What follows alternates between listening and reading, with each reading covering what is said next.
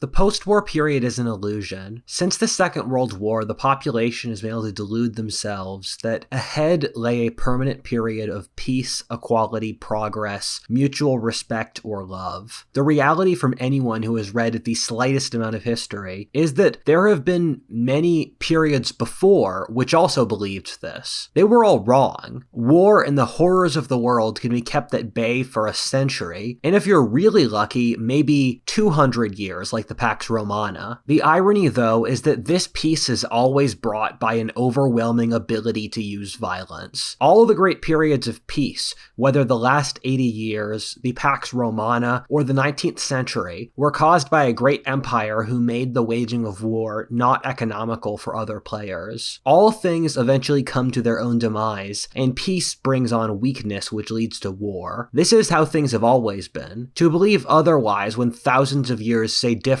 is foolish at best and mad at worst. I hope people can see that today, when America, our era's hegemon, has grown weaker, wars have started to spring up around the world. Whether in Israel, Ukraine, Armenia, or Burma, China and Burma are committing genocide today. We're not wiser or more moral now, we've just established good incentives against war. Our age is a dam that's about to break. All the institutions that were established at the foundation of our age, at the end of the world's wars, are breaking down. My channel has spent dozens of hours detailing this, and so I won't go into great depth here, but you can watch these videos if you want to know more. This video will talk about the 10 potential ways that war could break out in, let's say, the next 25 years. I don't know if these wars will happen. As I always say, my job is betting against God, and I will almost certainly turn out to be wrong in a litany of ways. In fact, I don't think most of these will happen, but I guess a few will. That being said, it's important and fun to try to shadow box these scenarios. These videos aren't really ordered, in that I'm not saying the last number is the most important or anything like that. I already know you guys are going to enjoy this.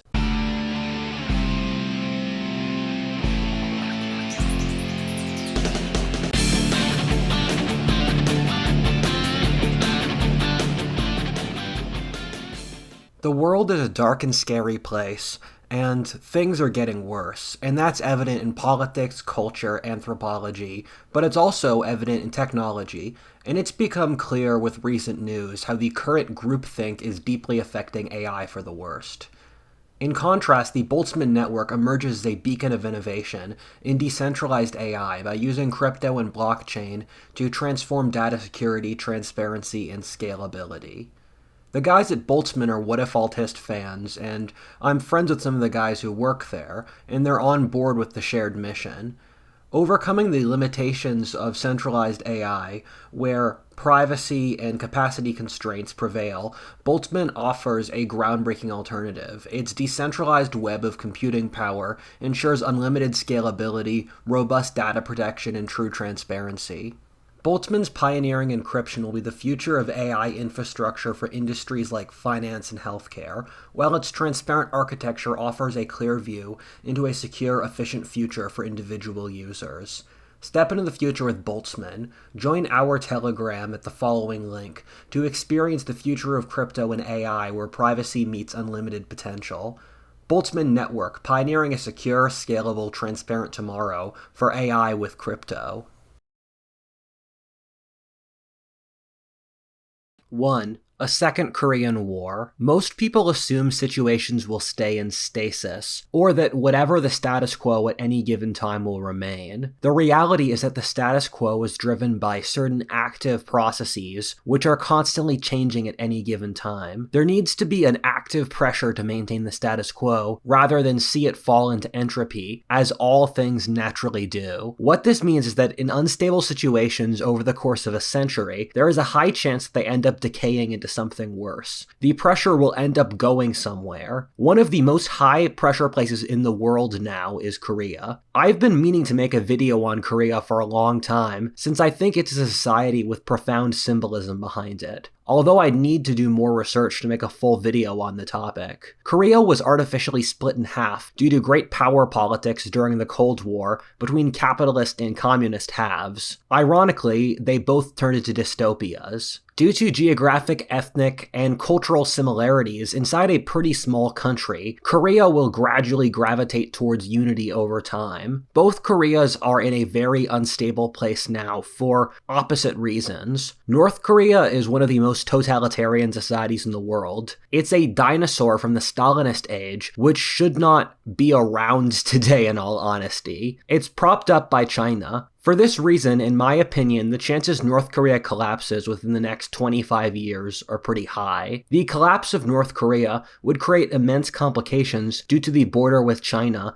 and how to deal with the third largest military on Earth. This creates possible fodder for a war. The second irony is that South Korea has one of the lowest birth rates on Earth. Its population is crowded, overworked, and depressed. It also has one of the highest suicide rates. It's a prime example of mouse utopia, if you believe in that theory. Meanwhile, North Korea has a stable birth rate. The converse is that in 10 or 20 years, especially in a world with a weaker America, North Korea might gain a strong enough advantage to attack the South. Another scenario is North Korea, due to internal difficulties, especially if America is occupied elsewhere, could attack the South for an attempt to unify their population through an external threat. Either way, the Korean Peninsula is one of the places in the world which could most plausibly have a major war. Number 2, the Chinese invasion of Taiwan. For a majority of these topics, I've covered them in greater depth in other videos. For this topic, it's through this video, and so I won't go into as much detail. The short explanation is that Taiwan, a liberal capitalist democracy, which is an American ally, is an affront to Communist China's entire right to rule, since they are an alternative Chinese government from the Chinese Civil War. Thus, Beijing obsesses over the reconquest of Taiwan. They've repeatedly over the last few years literally said that they'd have a war over Taiwan. This becomes even more exacerbated if America is occupied elsewhere. China has been doing everything it would do if it were to attack Taiwan. They've been stockpiling resources like food, iron, or oil, building up ships, putting their army near Taiwan, and releasing inflammatory statements about doing this. Frankly, I'll be surprised if China doesn't attack Taiwan in the next few years, especially if America has severe issues with this next presidential election. This may sound extreme, but keep in mind the weakening of the American empire has already resulted in war in Ukraine, Armenia, and Israel. This would be a major political issue in America, since if America didn't protect Taiwan, it would be a sign to the rest of our allies that we're weak. On top of this, Taiwan is the center of semiconductor manufacturing, something that's very hard to transfer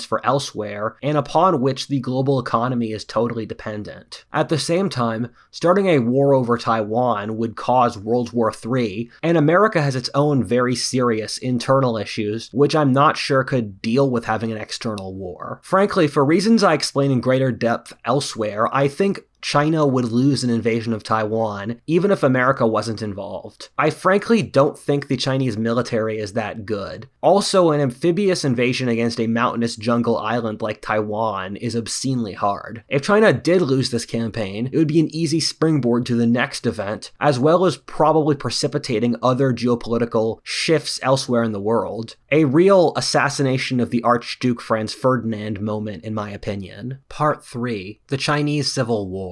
I think China is on the verge of the bloodiest war in history, for reasons which I explain in this video. China, ironically, has many of the same social issues as America today, including corrupt governance, income inequality, economic struggles, large groups of dissatisfied young men, a dating and population crisis, although for each of those, China is in a far, far worse place than America. I mean, Chinese youth unemployment was something like 50% last summer. We're getting to the point where the Chinese have nothing to lose. China has all the variables lined up for that which a country on the verge of revolution would have. China's birth rate is also in complete freefall, and they have a large demographic aging out of the workplace without children or retirement savings. A population crash of China's level has never been seen before in history and has to come with political changes since the current Chinese social structure can't support itself through it, especially since the current Chinese elite's right to rule is based off economic growth. Yet China can no longer sustain said economic growth due to population collapse, and especially so with Western businesses pulling out.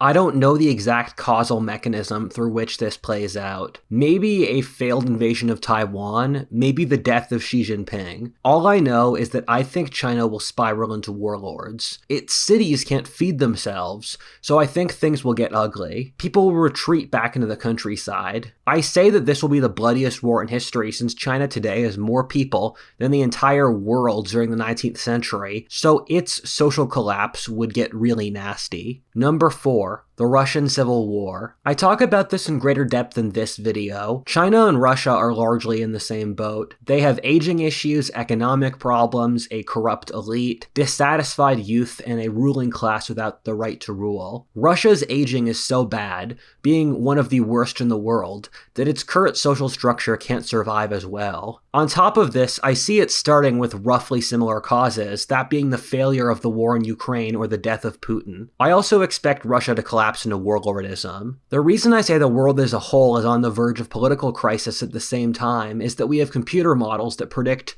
when revolutions happen. These target 3 variables, being income inequality, average wages, and competition for jobs. There are a bunch of other metrics that can offer useful parallels, those being average age of marriage, height, sleep, and about 20 other things. They were used to predict the French or the Russian revolutions, the fall of the Roman Republic, the Black Death, or the wars of religion during the 1600s. These sorts of crises happen around the world roughly every 250 years. All of these variables are blasting off around the world today. Frankly, with the horrifying aging that's going on around the world today, I can't see the current social structure surviving. Modernity built its right to rule around progress and growth, but with population collapse, that becomes impossible. This means a major political shift, which really means war. On top of this, just look around the world today. Wherever you look, you see protests, government spending into oblivion to survive, wars of desperation, and anything else you would look for. It's like how almost every country in the world was at war or had a political crisis in the year 1645, or 1348. Number 5, the Great Caucasian War. The collapse of Russia creates a power vacuum, one that will probably be filled by Muslims to Russia's south who have a stronger birth rate. My belief is the rise of a future Turkish empire, and that's become a meme, but I still stand by it. Turkey has military forces in about half a dozen different countries around the world today on 3 different continents. It has established its current right to rule. Turkey has military forces in downwards of a dozen different countries around the world on 3 different continents. It has established its current right to rule around rebuilding the Ottoman Empire. Turkey is in a rough place economically and politically now, with a terrible economy, but as a relatively young industrialized country, I see very strong fundamentals. I see the Turks seizing the peninsula of Crimea, much like how they ran it from 1520 to 1780. They would use this as a position to control the Black Sea and its traffic. I also see the Turks trying to wipe out the Armenians in the Caucasus, which they are already trying to do with their fellow Turkic Azeri allies. I also see the Turks allying with the Chechens, Muslims from the southern part of Russia. I think the Chechens will become great conquerors soon as well. They are tough, fanatical, and intrepid fighters. As Russia falls apart, I see them breaking free and raiding into Russia. The result of this war would be to turn the Caucasus Muslim and Turkic influenced. Number 6, the dissolution of Pakistan. I'm frankly shocked Pakistan is still a country. It's split by ethnicity, geography, and anything else you could possibly imagine except Sunni Islam. Pakistan is very food dependent and is an unstable, corrupt country. They've even had their own western border overrun by the Taliban. As the world order gets chaotic, I don't think Pakistan has the will to survive, since there is no strong pressure to do so, and lots of different groups who want to split off. Especially if food supplies get rough, Pakistan will fall into complete disarray. India is doing relatively well, and so with a collapsed Pakistan, I see them conquering Pakistan east of the Indus River, moving India back to its traditional historic borders. India is vastly stronger than Pakistan by almost any metric, while the border between Pakistan and India is largely artificial, and this is a major goal for Indian nationalists. Meanwhile, the Pakistan west of the River Indus would fall to independent Baluchistan or the Taliban, who are already infiltrating that area of Pakistan, who would look to unify the Pashtuns in both Pakistan and Afghanistan. Pakistan would thus be divided along the more sane borders, which have split it over most of history, but that leads us to the next segment. Number 7, the Afghan Wars of Expansion. It wouldn't surprise me if the Afghans will launch a wave of external conquests. This is partly since if you look over history, the Afghans are constantly attacking outwards, especially towards India. We have records of the Afghans invading India over 20 times over the course of human history. That being said, India as of now is strong enough it could fight off the Afghans, thus it will probably be directed elsewhere. Afghanistan has all the pre-existing factors for greatness. They spent a century fighting off foreign invaders, thus creating a shared will to fight. They are a poor, tough, mountainous country with a strong warrior culture. They have a fanatical religion, which instills shared values and toughness. They're surrounded by weak neighbors. They have a pre-established military structure from recent wars. They have ambitions to conquer neighboring areas under a messianic religion. These invasions could either be led by the Taliban, ISIS in Khorasan, or some new faction we don't know about. Central Asia's states are weak bunker regimes without a strong right to rule. They also are overpopulated and dependent on foreign food supply. Thus, if the global order gets weakened, they could make easy pickings. We've already spoken about Pakistan. The Muslim world has recently seen collapsing birth rates, urbanization, and religiosity, thus making them weaker fighters, while the Afghans haven't, which will make them stronger. Number 8, a US-Iran war. I've already covered this topic in this video. We've seen several war scares between the US and Iran already in the last few years. There have been several points where, for example, they fired missiles at each other and made vague threats of war. Israel has become a recent crux for this, in that Israel is Iran's greatest enemy. Israel has been fighting Hamas, who is being backed by Iran, while at the same time, Iran has attacked American bases in the Levant near Israel. This would fundamentally come out of a place of insecurity for both the Americans and Iranians. The American leadership is the same as the war on terror 20 years ago, and has many of the same agendas that are leftovers. Thus, I could see the American leadership class wanting to finish their older project of destroying Iran, something they've been wanting to do for 40 years, ever since the imams kicked out our puppet, the Shah. I could also see the US government making this decision to avoid its own internal issues, with using an external war to bolster support for Joe Biden before an election, or to frankly just get rid of young men so they don't launch a revolution. The irony is that this would in all reality obscenely backfire, in that the isolationist Republican Party would not support said war, and young American men would refuse to fight. If fought under today's circumstances, American war with Iran would benefit Iran at the expense of America. For Iran, the calculus is similar in that their regime is incredibly unpopular, and their economy is terrible. Iran would start a war to unify their population as well. Although I don't think America would be able to win this war, since Iran's mountainous and desert climate, alongside with it being industrialized, would make it impossible for America to conquer. Number 9, the US Civil War. God, I've spent so many hours covering this topic. The short answer is that America has many of the same political and social issues as what I describe in China or Russia. America is unequal, most Americans live close to subsistence today, the government is completely distrusted while America is stuck with horrifying political polarization. Political polarization is so bad in America that nothing else in the society can be accomplished. I've said before that I think America will have a civil war within the next year, since there are various triggers that can't be pushed much further in America than they are. These include the truly vast debt, the mass immigration of tens of millions of illegals, the economic issues, which the average American has, or the severe psychological issues among the population. America needs an internal conflict to reset. I've also said before that the American right would win said war, at least if the left didn't succeed at framing the conflict in a way in which the military would crush the right. This is since most of the fighters in the military tilt right,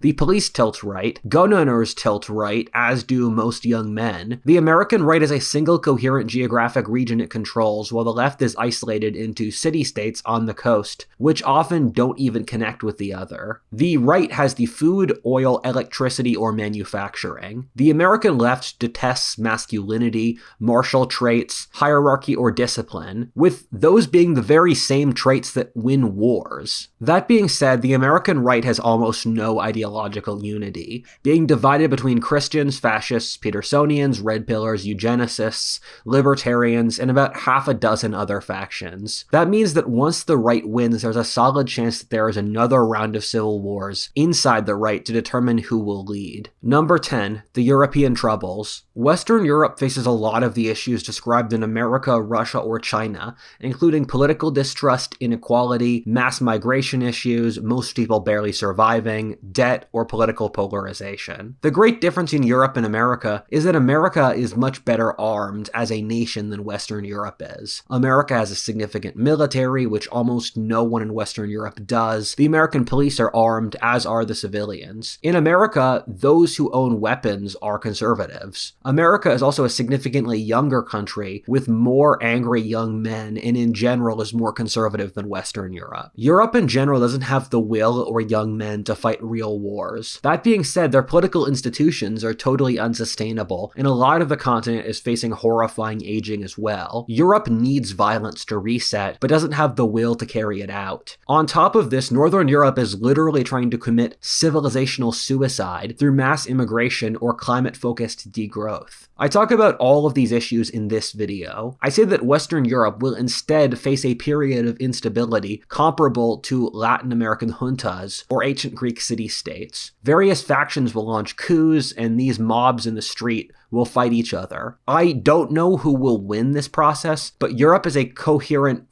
force will lose as it becomes unstable, nihilistic, and poor.